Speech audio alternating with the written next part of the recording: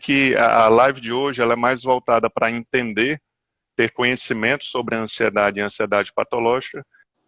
A gente, numa próxima live com você, nós podemos falar mais dos transtornos de ansiedade específicos e o que fazer, né? Algumas dicas de como lidar com isso. Eu queria que você se Perfeito. apresentasse. Quem não me conhece ainda, eu sou o Ciro Memória, sou psicoterapeuta cognitivo-comportamental há uns 15 anos, atendo casal e individual. E quem quiser conhecer mais meu trabalho é só ir no meu site www.ciromemoria.com. Raul, se apresenta, chefe. Vamos entrar no tema. Vamos lá. Primeiro eu queria agradecer também, Ciro, é um prazer enorme dividir esse espaço com você, né? O Ciro é um grande psicólogo, terapeuta aqui da cidade, então é um prazer muito grande. Esse encontro a gente já esperava há um tempo, e realmente eu insisti para você participar da live. Eu estou aprendendo também, tá? Eu estou engateando, mas eu Já acho que está hoje profissional. a discussão vai ser boa, tá?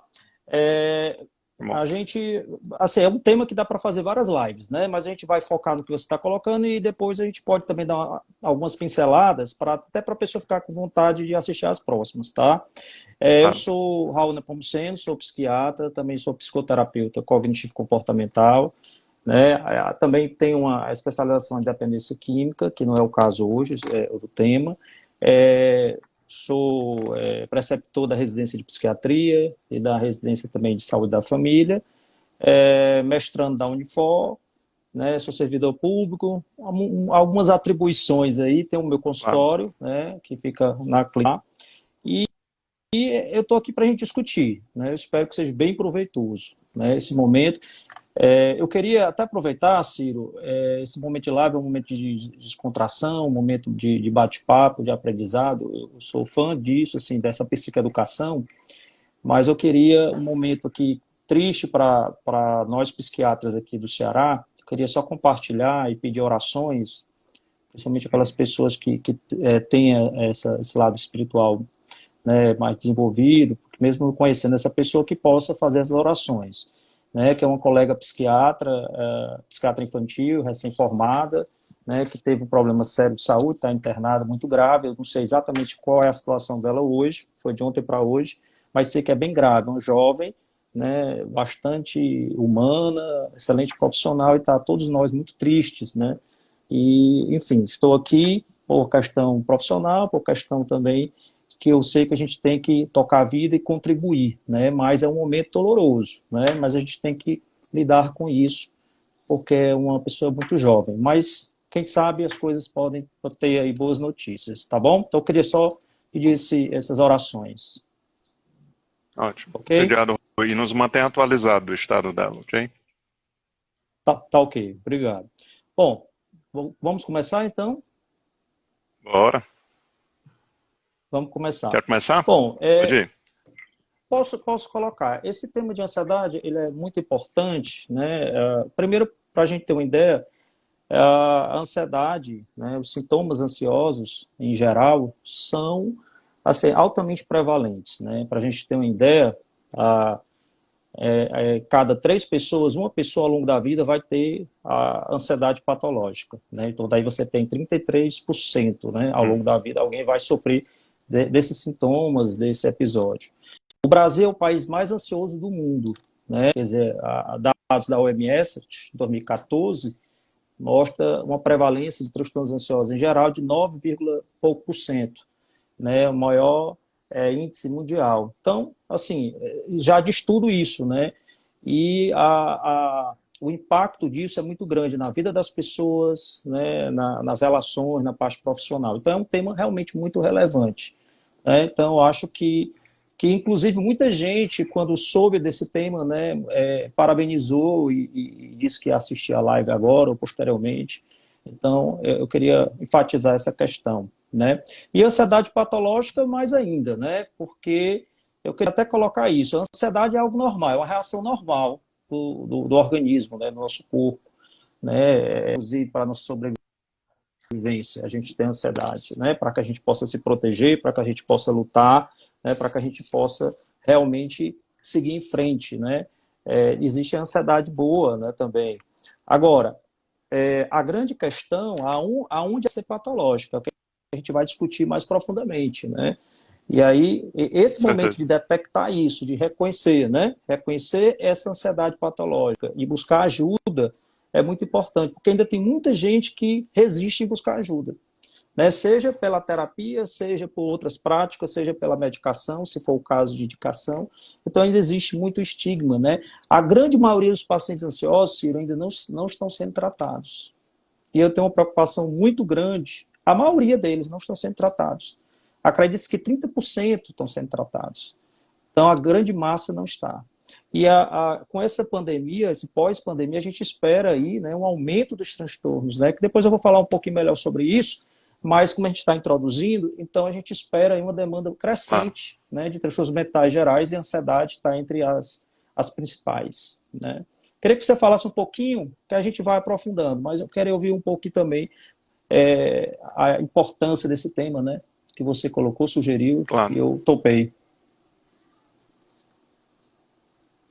Pode Raul, falar. como quase tudo na vida, a ansiedade ela é um termo que é um conceito muito subjetivo. Então, o que você fala de ansiedade não necessariamente é o que outra pessoa considera ansiedade, né? Então, eu acho importante nós definirmos em que conceito nós vamos trabalhar a live hoje, para que as pessoas tenham isso mais claro. Então, algumas pessoas dizem, eu estou ansioso por uma festa. Não, não é a ansiedade que estamos falando, né? Isso aí é mais uma expectativa. Ah, eu estou irritado, eu estou agoniado, eu estou no corre-corre, eu estou chateado, eu estou cansado. Isso é mais estresse do que ansiedade. A ansiedade em si seria aqueles sintomas de um medo ou de um risco iminente, taquicardia, uma angústia forte, uma dificuldade de respirar, mudanças no ritmo do coração, mudanças gastrointestinais, visão turva. Então, esse tipo de mudança do corpo para lutar e fugir, que é um sistema tão antigo, né? E muita gente diz que ele é um sistema grosseiro para o mundo moderno. Então, às vezes, o perigo de antes não é o perigo de hoje, né? Então, às vezes, fica uma reação um pouquinho desproporcional. Então, essa seria a nossa definição. Tem um ponto que eu sempre falo, quando eu falo em público, que é o fato da gente estar estudando muito, é, estudando muito assuntos intelectuais para fortificar o racional, imaginando que o racional, bem fortalecido com conhecimento, pode dominar e direcionar a vida. Existe uma razão nisso, mas é importante a pessoa entender que se ela não estudar também racionalmente como funciona questões básicas biológicas, como a, a, a nutrição dos alimentos, funcionamento do corpo, funcionamento do cérebro, ou seja, nós passamos a vida em cima de um corpo que a gente não para meia hora para estudar o funcionamento dele. Nós terceirizamos esse conhecimento para o médico e não estudamos nem o básico. Como terceirizamos o conhecimento do cérebro para cientistas, da nutrição para nutricionistas. Eu não estou dizendo que nós vamos ser especialistas, mas se a gente passa a vida em cima de uma máquina e o cérebro tem uma influência absurda sobre nossas reações e qualidade de vida. Então as pessoas estão investindo muito em ideologia, em política, em psicologia, em filosofia, mas estão esquecendo de estudar a máquina. E a máquina ela tem muita influência.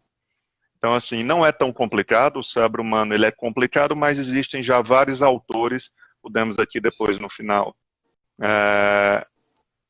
indicar Ciro, livros, né? desculpa interromper, a tua imagem Mas está ficando tortuosa e o som interrompendo aí. O pessoal está colocando, de fato está acontecendo. Tem como ver aí o que está acontecendo? deixa eu tentar passar por 4G, ver se melhora. Ok.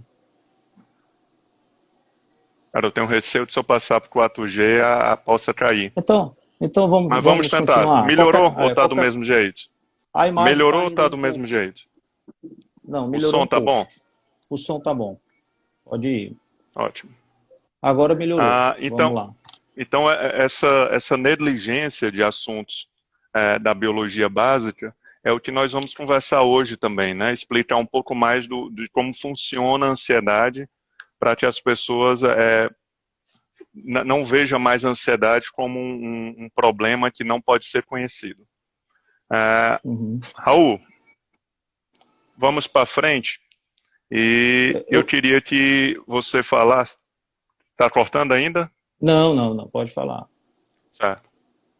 Falar um pouquinho sobre esse entendimento da ansiedade e o que seria ansiedade na natureza humana. Pronto, ok, que é exatamente isso que eu queria propor para você, para falar um pouquinho o que é ansiedade e diferenciar a ansiedade de outros sintomas, né? Por exemplo, angústia, né? A própria ansiedade patológica, o estresse, né? O medo, né? Porque na verdade está tudo muito intrincado, está tudo muito ali próximo. Tem algumas diferenças sim, se for falar do ponto de vista didático, né? Mas eles estão muito próximos. Se a gente for ver do ponto de vista neurobiológico, eles vão ter o mesmo mecanismo, né? Eles vão ali acionar ali a região, vai ter a percepção cerebral daquela situação de ameaça, né? Vai ter uma ativação da amígdala e, consequentemente, depois outras vias vão ser, né, ativadas e a gente vai ter aí a ativação da glândula suprarrenal produzindo cortisol e adrenalina. Então, o mecanismo basicamente é esse aí. Mas existem algumas diferenças. Então, a ansiedade, ela, como eu falei para você, é uma reação normal, ela se espera que o paciente, diante de uma situação potencial de ameaça ou de ameaça, ele se reaja dessa forma, como uma forma de se proteger, ou lutando ou fugindo, né?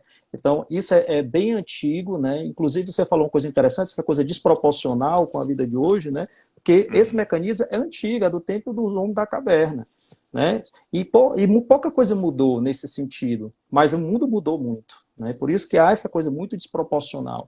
E eu acho super importante essa coisa de você conhecer o seu funcionamento, a psicoeducação em geral, como a gente psiquiatra costuma dizer, os psicólogos também da TCC, isso ajuda muito, né, no tratamento, quer dizer, você conhecer a sua doença, como você funciona, o que você está sentindo e o que eu tenho que fazer. Bom, mas aí ansiedade seria essa apreensão de tensão, né, uma expectativa para frente também. A angústia, ela já é uma sensação psicológica, assim, de dor, de mais de sofrimento, de sufocamento, né. A angústia tem essa coisa negativa, é uma ansiedade Aperto no mais peito, né? negativa. Um aperto no peito, exatamente, a angústia, né? Nós temos aí a ansiedade patológica, que é o tema principal, que é quando exatamente essa ansiedade, ela passa do limite, né? Ela começa a trazer, né, sofrimento psíquico importante, ela traz um impacto na vida, né? Quer dizer, um prejuízo funcional importante na vida das pessoas, seja profissional, seja acadêmica, seja familiar, seja nas relações, e aí a gente vai, nesse aspecto, caracterizar essa ansiedade patológica. Portanto, o sistema de alarme está descontrolado e a gente precisa regular esse sistema de alarme, né? O medo, ele está também ali, né? Tudo junto, né? O medo é uma ansiedade, só que tem uma característica diferente, que o medo você tem um objeto, né? Que você identifica que está causando aquela reação, né? Então você tem um medo de um leão, medo de ser assaltado, então há uma coisa específica do qual você está reagindo ali com medo e está disparando, luta, fuga.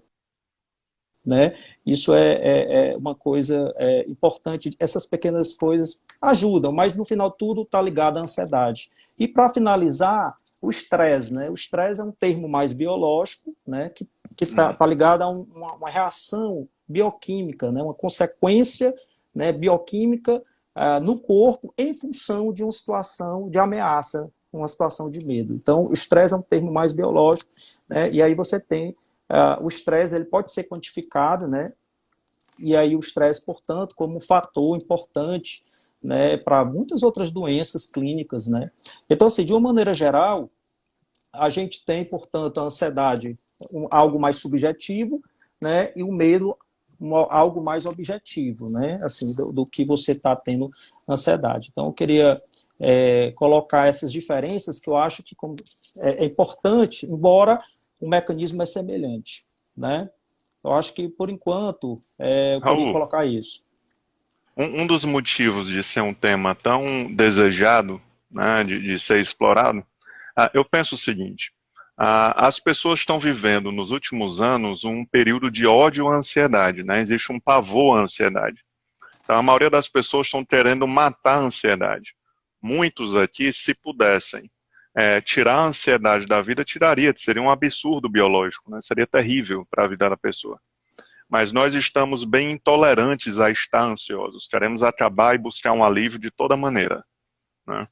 Seja a partir de drogas psicotrópicas ou de drogas listas e ilícitas, estamos buscando esse alívio. E essa busca por esse alívio muito precoce tem feito com que a ansiedade seja vista cada vez mais como um malfeitor, né? Eu tenho uma metáfora que eu uso, que eu comparo a ansiedade com uma polícia do corpo. Então, sempre que eu visualizo algo que eu considero, aí é uma questão cognitiva, né, que eu considero como perigosa, arriscada ou complicada, é normal que o meu corpo se estresse ou fique ansioso. Mas quando essa polícia chega, a química da ansiedade chega me preparando para a luta, eu olho para essa polícia e chamo ela de bandido, né? E quando eu considero a polícia bandido, o cérebro lança mais polícia. E aí eu começo a acreditar que está piorando porque está cada vez mais bandidos na minha frente. E aí o cérebro vai ligando mais ansiedade e vira um ciclo de retroalimentação, né? Assim como no pânico, em crises de ansiedade autoinduzidas, né? Então, a primeira coisa que as pessoas têm que repensar é que a ansiedade é uma coisa tão antiga no ser humano, ela é tão adorada em várias áreas, como numa luta. É bom você estar ansioso, você fica muito mais forte, mas o sistema de ansiedade ele não foi feito para nos tornar mais racionais, mais preparados para a luta. Hoje, a maior parte dos nossos problemas são mais a nível de raciocínio, né, de resolver racionalmente. Por isso que a ansiedade ela não é hoje um sistema tão bem adequado, mas é o que nós temos, né? Então, a ansiedade ela precisa ser entendida, e precisa ser gerenciada. Não estou falando evitada. Quem quer evitar a ansiedade está querendo algo utópico, impossível, né? Então, você conhecendo a ansiedade, quando ela é disparada, quando está previsto ela vir, o que ela é, e tendo estratégias para manejá-la, você passa a conviver com ela de uma maneira que não a alimente. Porque a maior parte das nossas ansiedades patológicas ou é fruto. Tem a questão genética, nossa herança, mas tem muito essa raiva social da ansiedade. E não é só uma pessoa pensando. Hoje existe de forma coletiva, uma crença de que a ansiedade é algo ruim, né? E eu queria que você fizesse um gancho com esse momento tão ímpar que estamos vivendo da pandemia, né? Um momento de incertezas. Perfeito. Bom, tem muita coisa que eu queria pontuar. Primeiro, que a ansiedade, né, ela é um sintoma, ela é a ponta do iceberg, né, que eu chamo. Então, é lógico que, né, quando o paciente chega em crise, numa situação mais crítica, você vai primeiro apagar o incêndio, vai primeiro resolver essa situação. E o paciente quer uma resposta rápida, né? Então a gente vai ajudar nessa intervenção. Mas você conhecer exatamente, né, aprofundar esse paciente, saber os aspectos psicológicos, né, a história de vida desse paciente, né, a modo de vida, história familiar, história pessoal, né, como ele viveu, uma família violenta, né, se é uma família rígida, cheia de regras, você entender toda essa lógica é fundamental. A gente não pode fugir disso, né? Se sofreu bullying na escola, a questão do desempenho, né? Então, o aspecto social também, que ele conviveu, é uma coisa muito importante, e, logicamente, a parte, né, biológica, que aí entra a história da família, né, entra alguma sensibilidade maior desse sistema luta-fuga, a parte de serotonina, adrenalina, dopamina, né, alguma alteração na estrutura cerebral. Então, assim, vários aspectos, né, que vão colaborar para surgir essa ansiedade, né? E a gente, primeira coisa que a gente coloca, que você falou muito bem, é que é algo normal e a gente precisa, na verdade, saber conviver com ela, aceitar essa ansiedade, saber conviver com ela, né? Saber lidar com ela, né? Então, assim, um grande erro é exatamente essa ideia não só da ansiedade, mas da angústia como algo ruim, né? Na verdade, é necessário para a proteção, é necessário para o amadurecimento também, no caso da angústia, né? As frustrações, a angústia, para que você possa amadurecer, ressignificar, crescer, né? Isso é importante, então é fundamental. Hoje as pessoas realmente não querem ficar ansiosas, não querem ter uma prova, não quer estar ansioso, né? Quer tomar remédio para fazer a prova, não quer sofrer. Então, assim, realmente é uma epidemia isso aí que a gente, com esse trabalho que a gente está de live, com esse trabalho de psicoeducação no consultório, a gente quer, né, tentar mudar um pouco essa lógica, é fundamental, né? Então, essa questão da ansiedade, portanto, passa por esse conhecimento. E aí, é como você falou, não adianta você punir, né, esse pensamento, né, você brigar com ele, você querer expulsar ele da sua mente, né? Não quero ele, porque o que vai acontecer?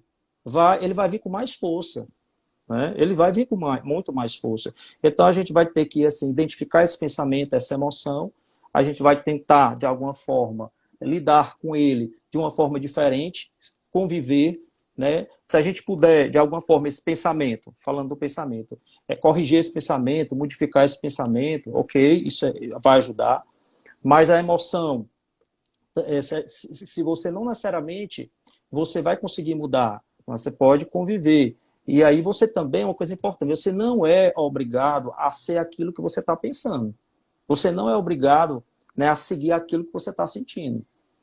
Você pode agir diferente, baseado na razão dos seus valores, né? Então, isso é uma coisa importante. Muitas vezes as pessoas têm muito sofrimento porque pensa, por exemplo, uma paciente minha, né, tinha pensamentos obsessivos, ansiosos de matar alguém, uma coisa que nunca aconteceu na vida dela, já uma situação da pandemia, e de repente, ela achou que poderia fazer aquilo, o sofrimento dela era tremendo.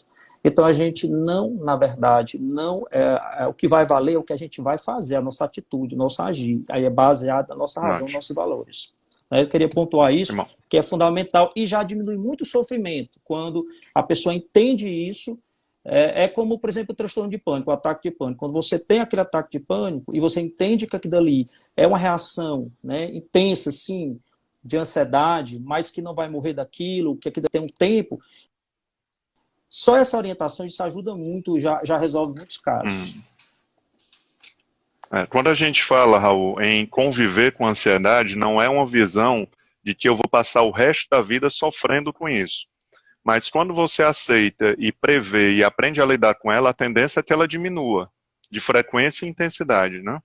Você estava explicando bem de que a nossa reação ela tem um início automático, mas a nossa atitude é um livre-arbítrio. Então eu posso ter ansiedade e não agir como ansioso. Eu posso querer me aliviar e não me aliviar. Eu posso ter dúvidas e ser decidido. Eu posso ter incertezas e ser certo do que eu quero. Então essa necessidade que dentro e fora esteja em comunhão é uma necessidade romântica que a gente tenta combater. Então quando você não tem a atitude de acordo com o seu estado emocional, você não está fingindo que está bem. Você está estimulando o cérebro a não reforçar aquele estado interno e a tendência é que diminua. A atitude é um dos reforçadores do estado ansioso, né? Então, se eu vou agir de acordo com o pedido da ansiedade e eu faço, aquele pedido se torna um comportamento funcional para o cérebro, ou seja, ele funcionou, ele me levou. Então, não é só mudar de atitude, isso aí seria uma mudança comportamental, mas seria uma questão cognitiva de identificar, desqualificar é a palavra certa, ou desmascarar a ansiedade, eu gosto muito de usar esse termo, para que ela perca força. Tudo que você desmascara perde força. Então a terapia ela tem esse viés cognitivo e tem a parte comportamental, que é da atitude e as técnicas comportamentais, quando não der certo as técnicas cognitivas, né? Eu tinha lhe perguntado sobre o momento que estamos vivendo, porque pela primeira vez, chefe, times de futebol, religiões, partidos em acordo, não fazem nada quanto a essa doença. Então estamos vivendo num momento em que é unânime a ideia de que a incerteza ela existe quanto à doença e quanto à fatalidade, e de alguma forma ficou uma crença coletiva de que é um incerto. Se você estudar a antropologia do ser humano, os povos, até os povos mais isolados numa ilha, você vai notar que todos eles têm rituais espiritualizados ou não para lidar com a incerteza, se vai chover ou não, se meu filho vai nascer bem ou não. Então essa necessidade humana por rituais, ela é da nossa natureza porque a incerteza nos angustia desde sempre. Se você estudar a ciência evolucionista, uma das ferramentas que nos fez evoluir incerteza incomodar, não haveria ciência, não haveria nada. Então a incerteza algumas pessoas aprendem a aceitá-la e dizer, eu vivo com a incerteza. Se eu vou ser traído ou não, na hora eu resolvo. Se eu ficar doente, eu faço minha parte. Se eu ficar doente, na hora eu resolvo. E essa pessoa, muitas vezes, é vista como displicente, ou uma pessoa inconsequente, que não se cuida.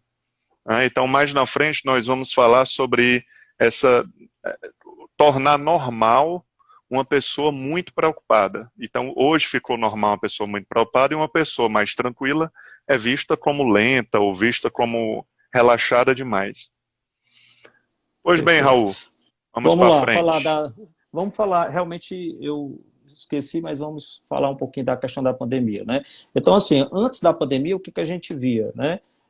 Uma sociedade exatamente que corria para um lado para o outro em busca, né, de sucesso, baseado nessa questão da recompensa, do desempenho, pensando no futuro de ter uma boa aposentadoria, ter uma boa condição, né, trabalhando de forma excessiva, fazendo muitos cursos, né, muitas atividades, uma sobrecarga de trabalho muito grande, né, e pouco tempo com a família. É assim que a gente encontrava. De repente chega essa pandemia, né, que pouco se sabe, ou se sabia, hoje um pouco mais se sabe, mas muitas incertezas ainda da própria doença, e aí, de repente, a gente é condicionado a ficar em casa, né, um distanciamento social, e às vezes até... Então, um caos externo de algo incerto, que no primeiro momento trouxe, né, um medo, um pavor para as pessoas, né? Então aí tem até essa questão do medo, né?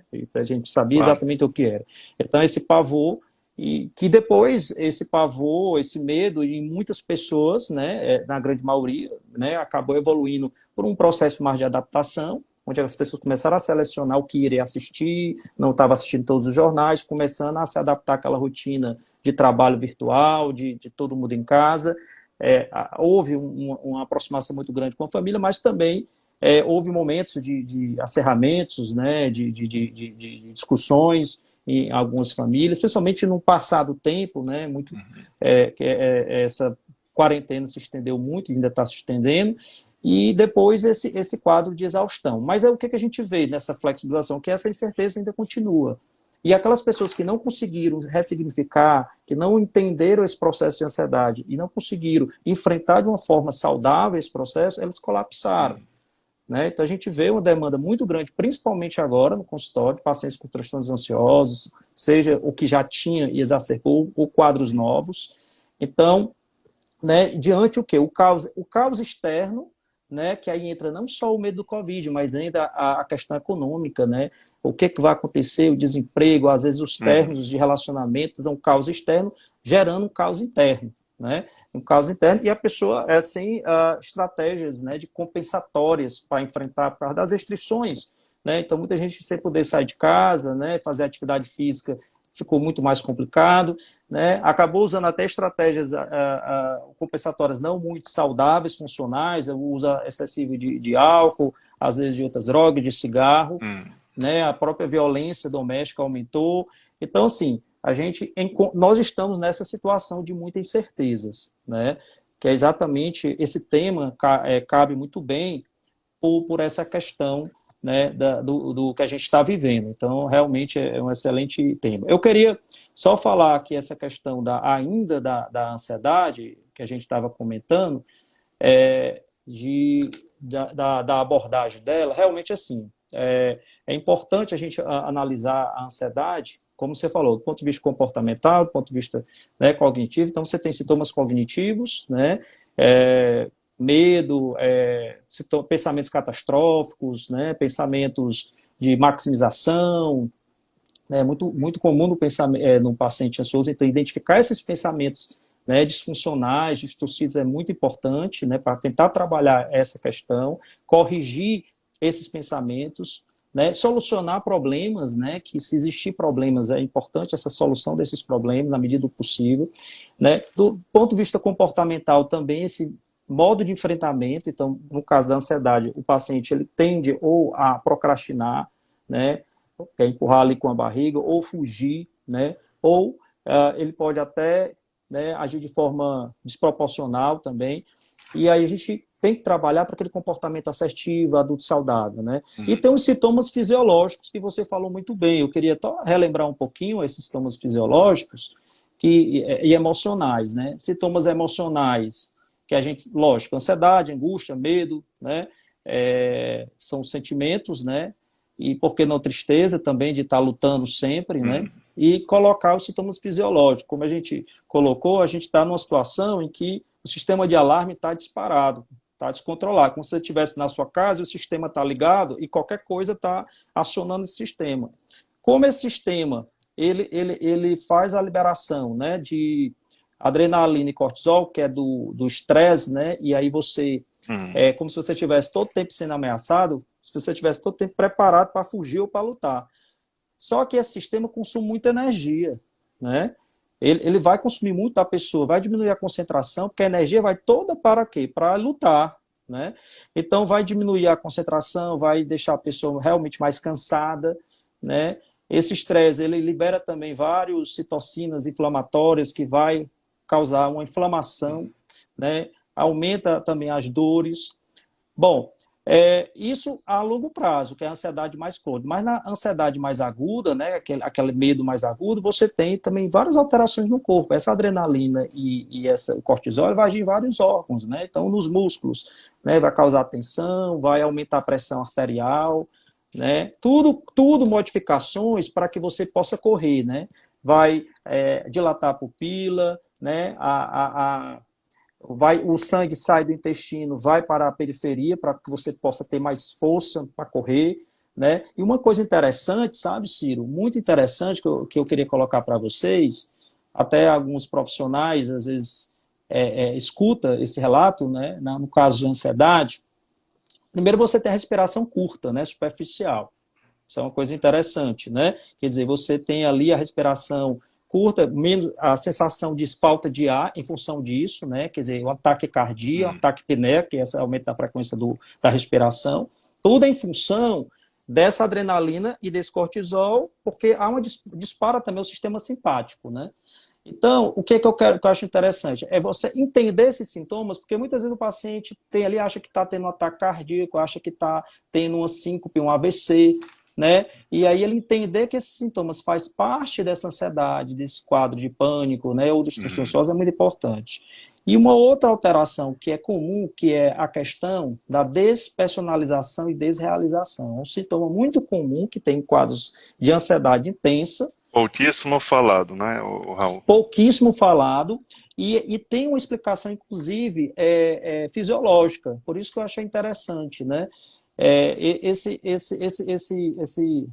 achado, esse fenômeno, esses sintomas, o que é isso? A pessoa se sente assim, estranha no ambiente, no mundo, né?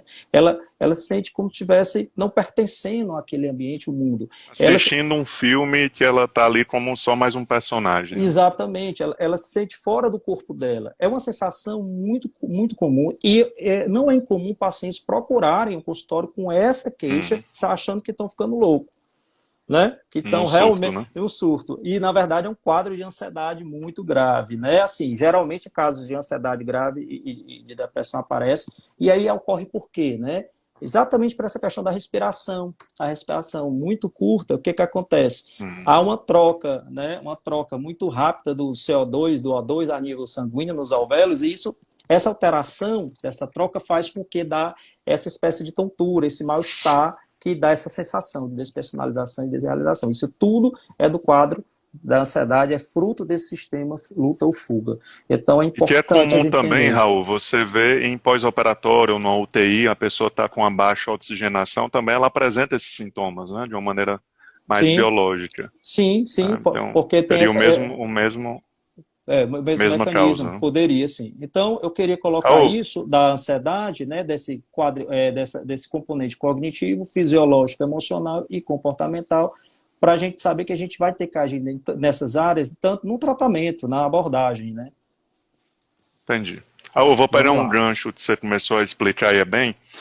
Quase tudo começa numa falha antiga de teoria, né? Então, em algum momento da história, se separou razão e emoção.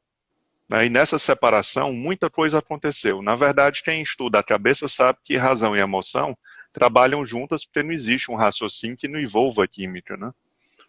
Mas quando eu separo, as pessoas começam a separar o pensamento da química emocional. E quem estuda a cabeça sabe que tudo é sistêmico. Uma depressão é sistêmica, ela pega tudo. Ela mexe na sua percepção, na disposição de memórias negativas, na disposição de prevenções negativas. Ou seja, uma pessoa que está deprimida quimicamente, que os sistemas descompensaram, vamos dizer assim, obrigatoriamente, por regras e leis biológicas, a percepção e a forma de pensar dela está alterada. E ela tende a distorções, pessimismo, negativismo, exagero, culpabilização, vitimização, abstração seletiva e vai. Mas a pessoa, de alguma forma, algo dentro dela para economizar energia culturalmente, ela defende o ponto de vista dela como sendo claro e nada distorcido. Então a regra é clara, se eu estou apaixonado, minha percepção está alterada, ponto. Se eu bebi, a minha forma de pensar está alterada, ponto. Se eu estou deprimido também, se eu estou ansioso também. Mas quando separa razão e emoção, as pessoas não conseguem entender que um entra no outro. Tanto a razão pode ativar emoções, como a emoção pode afetar e influenciar diretamente os pensamentos. Mas o difícil são as pessoas desenvolverem a humildade e o conhecimento de saber, nessa área eu devo estar distorcendo. Porque certeza na hora, a nossa certeza é que eu não estou distorcendo. Mas na teoria, se eu estou com esses sintomas, os meus pensamentos não passaram ileso nisso, entendeu? Uhum. Então, não é mais separar, é unir para que as pessoas entendam a influência de uma medicação psicotrópica, como ela interfere na psicologia, como a psicologia interfere na química, mas o corpo ele é um sistema que tudo é afetado, né? A depressão ela é o corpo todo, a ansiedade é o corpo todo. Queria que você falasse um pouquinho sobre isso, e depois eu vou entrar no assunto sensibilidades. Ok. Esse tema eu gosto muito, porque primeiro eu vou focar aqui na questão dos pensamentos, né, que aí tem a ver com a razão, né, que você falou da distorção, né, e realmente muitas vezes a gente começa, depois de um processo de psicoeducação, trabalhando essa parte dos pensamentos. O paciente ele se identifica com isso porque alguns têm resistência, como você falou, mas tem outros que realmente já não têm, aceita, e é interessante isso.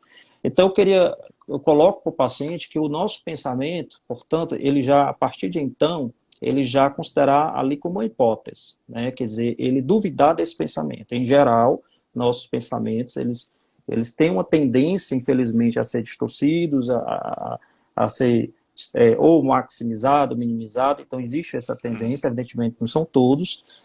E aí ele começar a aprender a identificar esses pensamentos que trazem um sentimento negativo, já aí a emoção está ligado, né, que traz um sentimento que é desconfortável, e ele começar a questionar esse pensamento. Eu acho que começa aí as correções por aí, né.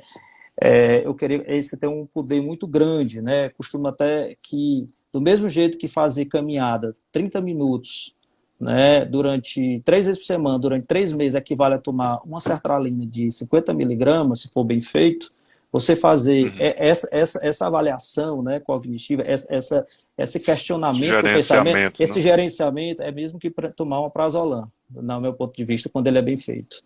Tá? E não precisar de medicamento. Não que eu sou contra, eu sou psiquiatra, prescrevo medicamento, mas claro, a gente tem esses recursos que são muito importantes, né? Bom, então, isso é o ponto. A questão da emoção, elas estão interligadas, e é muito interessante, porque, assim, o que a gente quer? O equilíbrio entre a razão e a emoção. A gente sabe que a emoção, o sistema é muito complexo, mas a gente vai dar o foco maior aqui na amígdala, que é a região da emoção, memória emotiva, e a razão, o córtex.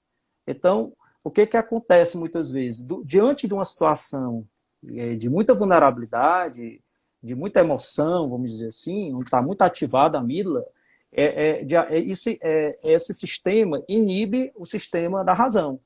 Né? Então fica difícil você pensar, é mais fácil você ir pelos impulsos. Né? Isso acontece muito de forma bem mais acentuada e instável nos pacientes de transtorno de personalidade, que tem essas amígdalas muito mais hipertrofiadas, muito mais sensíveis, né? Mas isso não quer dizer que é só com eles. Mas assim, é muito comum.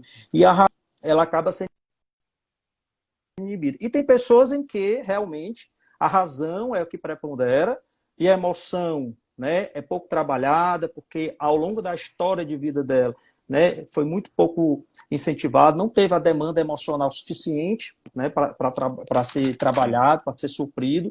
Então, aquela pessoa que tem dificuldade, né, de expressar as emoções. Então, realmente não dá para separar, você tem que ter o equilíbrio dos dois, né, mas a razão tentando ali controlar a emoção, que eu chamo a razão, ela vai deixar aparecer o adulto saudável, né, para que aquela criança, né, impulsiva, vulnerável, ela não apareça em momentos que não é para aparecer, né? Então a razão vai ter esse controle maior. E lembrando que isso é uma coisa importante. A emoção é uma coisa muito mais antiga. Até você vai estudar a parte do cérebro, a emoção começou primeiro, porque exatamente os animais mais primitivos, ele tem emoção, ele tem ansiedade, ele tem medo, ele corre do animal predador, né? A razão vem depois, né? Então isso é importante. Como a emoção é forte, porque tem coisas que aí é onde a cognitiva, às vezes a gente tem uma certa dificuldade, sabe, Ciro? Tem situações que você sabe que racionalmente não é legal, não está certo, você sabe disso, por exemplo, a esposa ou o marido, vamos lá, uma discussão por uma pequena coisa, né? Uma discussão como até recentemente eu recebi uma mensagem de um paciente dizendo isso, a minha esposa fez uma coisa, por pequena coisa ela explode, né, e machuca muito, vai desgastando. O que acontece aí? Ela sabe racionalmente que está errada, mas emocionalmente ela não consegue se controlar, nesse caso. Então o emocional dela é muito mais excitado, é muito mais sensível. A gente vai ter que trabalhar muito a razão. E às vezes a gente tem uma certa dificuldade. Então, a gente não pode esquecer dessa questão da emoção, não pode separar. Uma coisa está influenciando a outra fortemente. Isso é bem interessante. Deixa eu aproveitar o que você está falando para responder uma pergunta de uma pessoa que está participando. Ela falou da relação córtex pré-frontal com o sistema límbico. Como você estava dizendo, o sistema límbico ele é o início, o pré-frontal é o último sistema, né? Mas córtex, né? por mais que o córtex pré-frontal lateral seja muito eficaz em controle inibitório, ele está longe de ser 100%, ele não tem esse controle absoluto do sistema límbico. E tanto que no momento de raiva, ou de ira, ou de ansiedade, existe mudança de fluxo, né, de sangue que migra para o sistema límbico, e a terapia e os conselhos, se estão no pré-frontal, perde muito a capacidade de ação. Mas mesmo com um pré-frontal reduzido, a razão ainda pode preponderar em controlar o animal. Mesmo com ira, você tem um livre-arbítrio ainda de controle. O que você não pode controlar é esse primeiro impacto emocional. Eu vou pegar um gancho na questão da atividade da amígdala e explicar assim, algumas pessoas não entendem por que tem áreas da vida que elas têm uma ativação da ansiedade maior e em outras não. Parece uma hiperativação do sistema. E a verdade é que durante a vida nós vamos construindo sensibilidades, vulnerabilidades. E claro, construindo esquemas cognitivos, ou seja, vieses de ver a vida, que colaboram com essas sensibilidades. E aí pode ser rejeitado, errar, falhar, no campo da produção ser incompetente, ser fracassado, um inútil, no campo afetivo, ficar sozinho, ser traído, ser enganado, não ser um bom pai, uma boa mãe. Então, é uma lista imensa de sensibilidades, mas que ao conhecer essas sensibilidades, você vai saber que tudo que mexer ali ou ameaçar aquilo tende a uma reação desproporcional de estresse e ansiedade. Então, saber disso, você tira um pouco a culpa do ambiente e assume, eu estou potencializando, porque eu tenho essa sensibilidade e minha visão, eu não acredito, mas deve estar distorcida, eu estou sentindo tudo isso, e a única forma de entender é porque eu potencializei de uma maneira automática, inconsciente. Mas a pessoa, ao perceber isso, ela já desqualifica, ela desmascara o primeiro impacto da ansiedade e ela tende à redução. Então faz parte do controle emocional essa estratégia. E claro, diante de uma sensibilidade, eu tenho duas opções. Eu vou ser um ansioso ativo ou passivo. Ativo, eu fui chamado para uma entrevista na TV e não vou, é o passivo. Eu me protejo, vamos dizer assim, eu protejo minha sensibilidade não fazendo. O ativo, ele faz. Só que ele se arma de muitas coisas para que dê tudo certo. Ele vira à noite simulando a entrevista, ele estuda muito. Claro que o ansioso ativo, ele dominou o mercado de trabalho, como era uma previsão dos evolucionistas. Hoje, você vai contratar alguém, você prefere alguém que se cobre muito, que não precise de supervisão, que não deixe nada para depois, que seja perfeccionista, que seja preocupado. Nós estamos contratando os ansiosos ativos, eles dominaram o mercado. Nós, ansiosos ativos, estamos dominando o mercado porque somos máquinas de trabalho, não precisa de supervisão. Podemos trabalhar de forma autônoma e nós mesmos nos auto-chicoteamos para andar, né? É uma pena que a gente acaba quebrando cedo, a gente acaba adoecendo, mas nem empresários, nem clientes estão tão preocupados com a saúde do profissional. Nós preferimos profissionais ansiosos ativos porque eles são mais cuidadosos, mais atenciosos, né? Mas ninguém sabe o preço que ele vai pagar. Então, o ideal é todo mundo conhecer sua sensibilidade, conhecer suas características ativas e passivas de proteção e saber o preço que você está pagando por ser assim. E não ficar culpando o tempo todo situações ou situações do passado. Claro que as sensibilidades, elas não precisam de existir um trauma para elas existirem. Eu posso não ser sensível à traição, ser traído e passar a ser sensível. Não é exclusivo da infância. Né? Mas claro que a maioria vem da infância, que é onde tem a formação. Raul, eu queria voltar um pouquinho para o tema, para a parte de crise, ansiedade e estresse patológico, se você não tiver um assunto antes. Só devido ao tempo, nós temos 7 minutos segundo o Instagram. Pois é, eu vou tentar falar aqui algumas coisas que eu queria até deixar algumas outras informações para ficar aí com vontade para a parte 2, tá?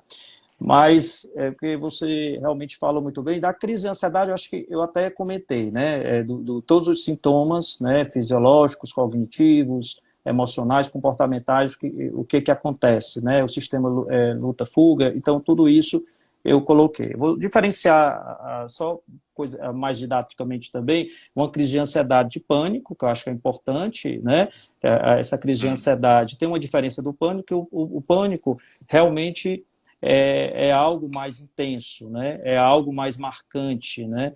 Você tem ali uma crise que vai durar 10, 30 minutos, o pico é em 10 minutos, né? Aquela sensação de enlouquecer, que vai faltar ar, aquela sensação de morte, com vários desses sintomas de forma muito mais intensa. Muitas vezes o pânico começa de forma inesperada, abrupta, e depois os outros ataques eles podem vir com gatilhos. Então, assim, tem essa diferença. Mas, como eu falei, o mecanismo é o mesmo, luta-fuga, é aquele mecanismo.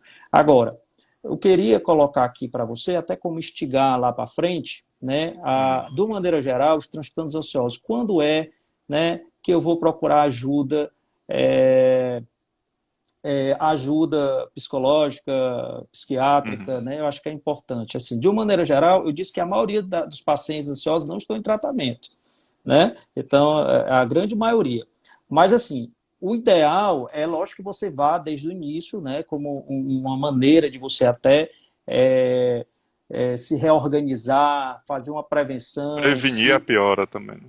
Prevenir a piora, né? Mas, assim, de uma maneira geral, os casos, o que a gente vai determinar? Os casos leve a moderado, né? A gente tenta, de alguma forma, o tratamento por terapia, né? A terapia pode ser qualquer uma, mas assim, a que tem mais evidência científica, né, pelas pesquisas, meta-análise, é a TCC, né? É essa que nós estamos trabalhando, terapia cognitivo comportamental. Não que outras também não possam funcionar, mas que são mais testadas, experimentadas, é a TCC, é uma coisa importante. Hoje a gente tem outras estratégias que a gente não vai tecer detalhes, como Mindfulness também, que tem uma comprovação, né, yoga, e tem outras, né, que é uma coisa importante. E quando é que a gente vai, portanto, né, iniciar uma medicação? Acho importante colocar isso, porque vai ter um momento, sim, um quadro de ansiedade grave, onde você vai ter um prejuízo mais significativo, né, na parte laboral, na parte acadêmica, a parte funcional, né, quer dizer, você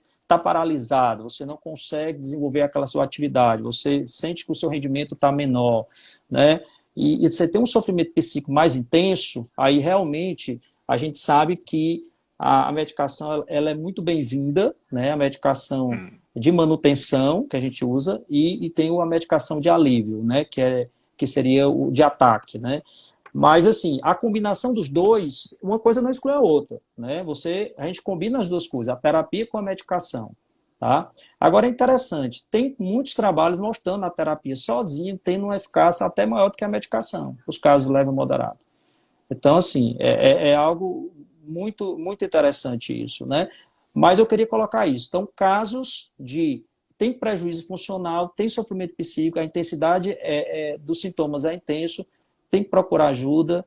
Muitas vezes, nesse caso, precisa da questão da medicação associada. Eu queria colocar isso para a gente trabalhar na próxima live um pouco mais sobre os transtornos ansiosos e as intervenções não farmacológicas, né?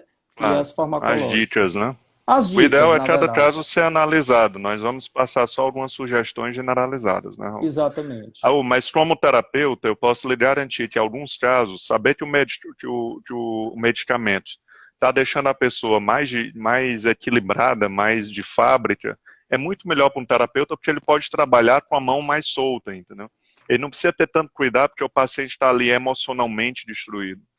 Então, assim, a terapia ela flui muito bem em alguns casos e não flui em outro, porque às vezes você está batendo ali numa biologia que poderia ser rapidamente compensada com medicação e por resistência dos pacientes, né, um dos papéis dos psicólogos deve ser identificar casos que a psiquiatria clínica é indicada, e indicar e acompanhar o caso, fazer uma parceria legal. Né? Dificilmente a psiquiatria e a psicologia vão se chocar muito. Tá? Geralmente elas se completam.